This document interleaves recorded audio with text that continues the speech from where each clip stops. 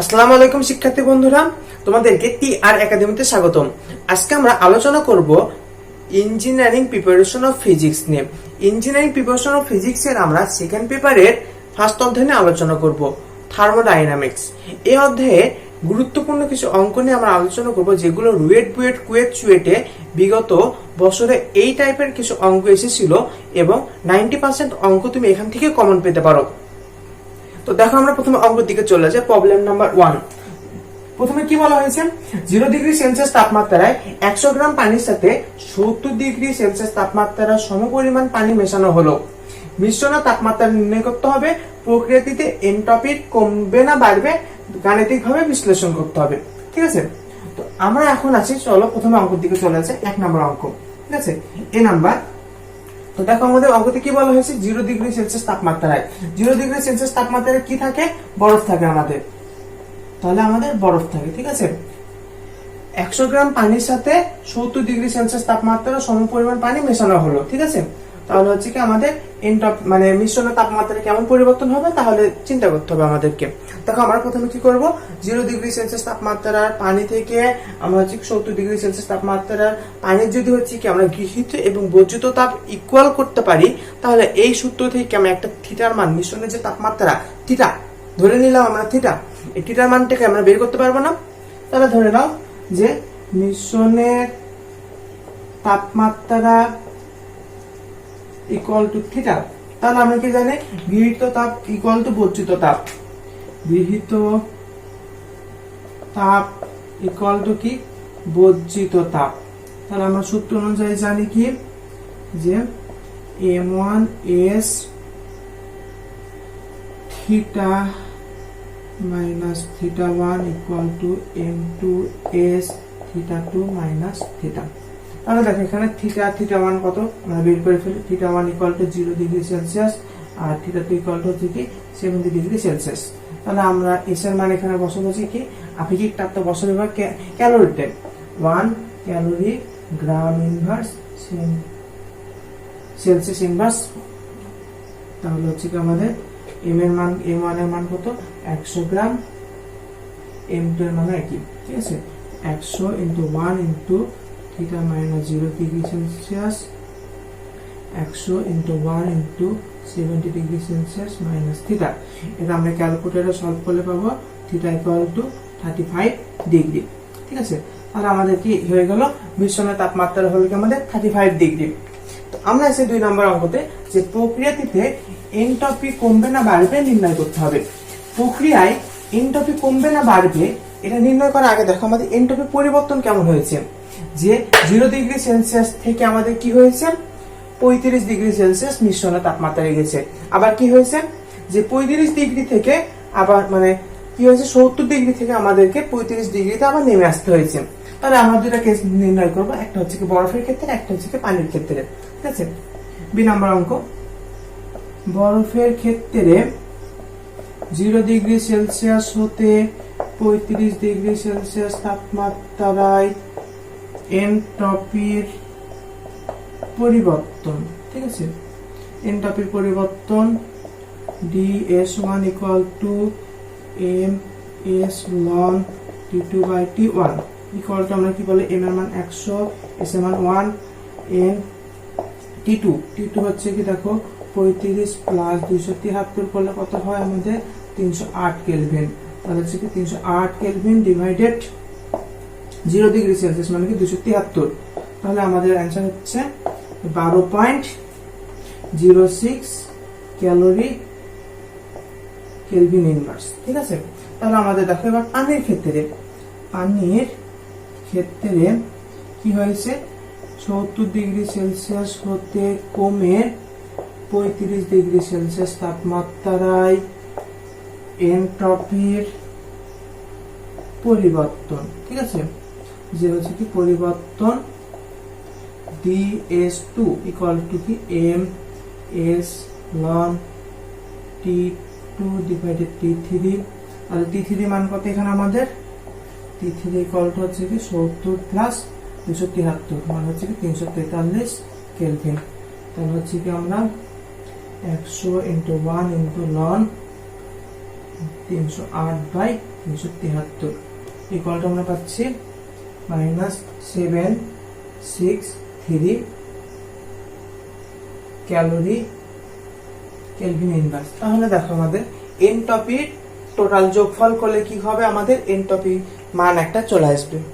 তাহলে আমাদের এনট্রপির টোটাল মান আমরা কত পাচ্ছি, যে ds ইকুয়াল টু কি ds1 প্লাস ds2। তাহলে আমাদের মান হচ্ছে কি 12.06 মাইনাস 10.6763, তাহলে 1.297 ক্যালোরি কেলভিন ইনভার্স। দেখো এনট্রপির যে পরিবর্তন বের করলো সেটা কি ধনাত্মক মান না? যদি এনট্রপির পরিবর্তন ধনাত্মক মান হয় তাহলে কি আমাদের এনট্রপি বাড়বে না কমবে? এনট্রপি তাহলে কি হবে, বৃদ্ধি পাবে। এনট্রপি বৃদ্ধি পাবে। এটা হয়ে গেল আমাদের 1 নাম্বার প্রবলেম সলভ। আমরা এখন 2 নাম্বার প্রবলেম সলভ করব। 2 নাম্বার প্রবলেমে দেওয়া আছে দেখো যে 10 ডিগ্রি সেলসিয়াস তাপমাত্রা 2 কেজি বরফকে তাপ দিয়ে 120 ডিগ্রি তাপমাত্রায় বাষ্পে পরিণত করা হলে এনট্রপির পরিবর্তন কি হবে তা নির্ণয় করতে হবে। তুমি প্রথমে কেস চিন্তা করো, আমাদের এখানে কেস কয়টা আছে? আমাদের এখানে কেস আছে মিনিমাম 5টা। ঠিক আছে, প্রথমে আমরা কি করব, যে এই 10 ডিগ্রি সেলসিয়াস তাপমাত্রার বরফকে আমরা কি করব, 0 ডিগ্রি সেলসিয়াস তাপমাত্রার বরফে পরিণত করব। তারপর কি করব, আমরা 0 ডিগ্রি সেলসিয়াস তাপমাত্রার বরফ থেকে 0 ডিগ্রি সেলসিয়াস পানিতে পরিণত করব। তারপর কি হবে, আমরা কেস নাম্বার 3, কেস নাম্বার 3 তে আমরা কি করব, 0 ডিগ্রি সেলসিয়াস তাপমাত্রার পানিকে 100 ডিগ্রি সেলসিয়াস তাপমাত্রার পানিতে পরিণত করব, ঠিক না? তারপর কেস নাম্বার আমাদের 4, কেস নাম্বার 4 আমরা কি করব, 100 ডিগ্রি সেলসিয়াস তাপমাত্রা পানিকে 100 ডিগ্রি সেলসিয়াস তাপমাত্রায় বাষ্পে পরিণত করব। তাহলে আমাদের কেস নাম্বার 4ও শেষ। তাহলে কেস নাম্বার 5টা কি, 100 ডিগ্রি সেলসিয়াস তাপমাত্রায় বাষ্পকে 120 ডিগ্রি সেলসিয়াস তাপমাত্রায় বাষ্পে পরিণত করব। তাহলে আমাদের এখানে টোটাল কেস কয়টা, 5টা। তাহলে আমরা আসো একবারে আমরা করে ফেলবো, যেহেতু আমরা ইঞ্জিনিয়ারিং প্রিপারেশন নিব, আমরা এক লাইনে সূত্র লিখবো, আমরা এক লাইনে ক্যালকুলেশন করে ফেলবো, কারণ আমাদেরকে যত শর্টকাট নিয়মে আমি করতে পারবো আমার তত টাইম কম লাগবে। বিশেষ করে আমাদের রুয়েট বুয়েট কুয়েটের অঙ্কের জন্য কি করা হয়, আমাদেরকে মিনিমাম 3 থেকে 3.5 মিনিট সময় পাওয়া যায়। তো এত বড় অঙ্ক 3 থেকে 3.5 মিনিটে করা সম্ভব নয়, এজন্য আমরা এক লাইনে অঙ্ক করার চেষ্টা করব।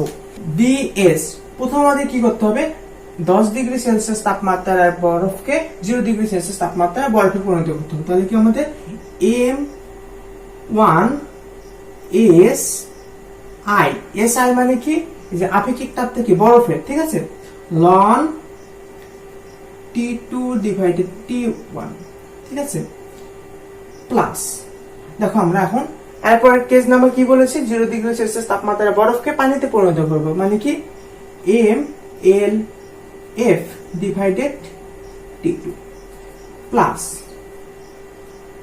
M1 S ওয়াটার, ঠিক আছে, T3 divided T2 plus M1 এবার কি দেখো 100 ডিগ্রি সেলসিয়াস তাপমাত্রায় পানিতেও পরিণত হয়ে গেছে, পানি থেকে কি করবে 100 ডিগ্রি সেলসিয়াস তাপমাত্রায় বাষ্পে পরিণত করব, LV divided T3 plus M1 S, এটা হচ্ছে কি ভ্যাপার, ভ্যাপার মানে কি বাষ্প, ঠিক আছে, তো হচ্ছে কি T4 ডিভাইডেড T3। এটা আমরা দেখো সূত্র লিখে ফেলেছি। তাহলে S1 এর মান, SI এর মান কত, 2100, ঠিক আছে, joule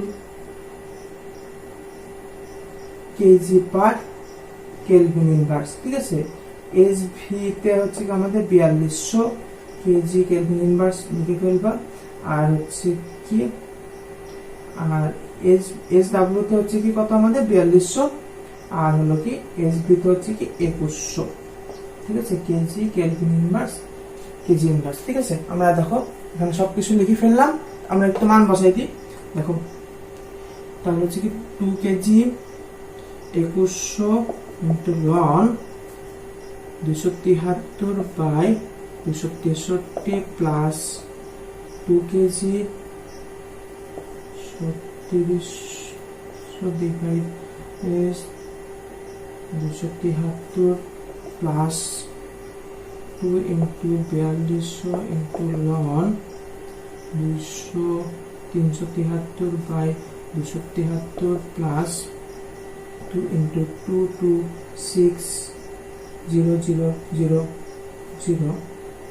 divided 23 plus 2 into 2100 into ln 393/373। তো এখানে আমরা একটা 8 দিয়ে দিব। আমাদের মান আসবে কত ক্যালকুলেশন করলে? আমাদের ক্যালকুলেশন করলে আমরা ক্যালকুলেটরে মান পাবা যে 1.762 into 4 জুল কেলভিন।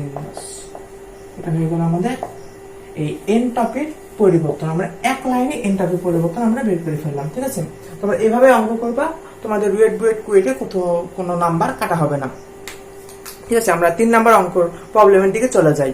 আমাদের প্রবলেম নাম্বার 3 কি বলা হয়েছে? একটি কার্নো ইঞ্জিনে সিল্কের তাপমাত্রা 40 ডিগ্রি সেলসিয়াস, এর কর্মদক্ষতা 57% হতে যদি 78% আমরা করতে চাই, তাহলে উচ্ছেদ যে তাপমাত্রা আছে একে আমাদের কি পরিমাণ বাড়াতে হবে।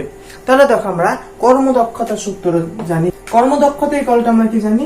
এটা ইকুয়ালটু জানি T1 minus T2 divided T1 into 100%। ঠিক আছে, তাহলে আমাদের T1 কত? T1 হচ্ছে কি, যে আমাদের দেখো 57% যখন আমাদের ইঞ্জিনের কর্মদক্ষতা, তখন উচ্ছেদ যে তাপমাত্রা। আর T2 কত আমাদের? এই যে দেখো সিল্কের তাপমাত্রা তো দেওয়া আছে 40 ডিগ্রি সেলসিয়াস। তাহলে আমরা আসো এটা 1 ইকুয়ালটা আমরা কি জানি? T1 জানি না, T2 জানি 40 ডিগ্রি সেলসিয়াস, মানে কি 40 সাথে যদি আমরা 273 গুণ যোগ করি তাহলে কত হচ্ছে আমাদের? 313 ডিভাইডেড T1 into 100%। ঠিক আছে, এটার মান কত? 57%। T1 313 T1 into 100%। ঠিক আছে, তাহলে আমাদের T1 এর মান থেকে ক্যালকুলেটরে সলভ করলে 727.906 কেলভিন। ঠিক আছে, তো আমরা যদি দেখুন এটা 2 মান বের করি, এটা 2 থেকে যদি আমরা বের করি 2 নাম্বার কেস। ঠিক আছে, 2 নাম্বার কেস আমাদের সে এটা 2 ইকুয়াল টু হচ্ছে কি কত? T3 minus T2 divided T3 into 100%। ঠিক আছে, এটা 2 এর মান কত দেওয়া আছে এখানে? 78%। ঠিক আছে, 78% T3 মানতে জানি না, 40 প্লাস মানে হচ্ছে কত? 313 ডিভাইডেড T3 into 100%। ঠিক আছে, ক্যালকুলেটরে T3 মান বের করলে আমরা 1422.727 কেলভিন। তাহলে দেখো আমাদের উচ্ছেদ যে তাপমাত্রা পার্থক্য, তাহলে হচ্ছে কি আমরা বের করতে পারবো। আমরা হচ্ছে কি তাপমাত্রা পার্থক্য আমরা বের করে ফেলি, delta T T3 minus T1। তাহলে কত আসতেছে আমাদের মান? 1422.727। আমরা কত পেলাম? যে 727.906 কেলভিন, 694.821 কেলভিন। এটা হয়ে গেল আমাদের অ্যান্সার। তো আমাদের হয়ে গেল এটা হচ্ছে কি থার্মোডাইনামিক্স এর ইঞ্জিনিয়ারিং লেকচার 1। আমরা অতি শীঘ্রই থার্মোডাইনামিক্স এর উপর লেকচার 2 আপলোড করব। তোমরা সবসময় আমাদের পাশে থাকো এবং আমাদের চ্যানেলকে সাবস্ক্রাইব না করলে আমাদের চ্যানেলকে সাবস্ক্রাইব করে পাশে থেকে বেল আইকনটি ক্লিক করে ফেলো। আল্লাহ হাফেজ।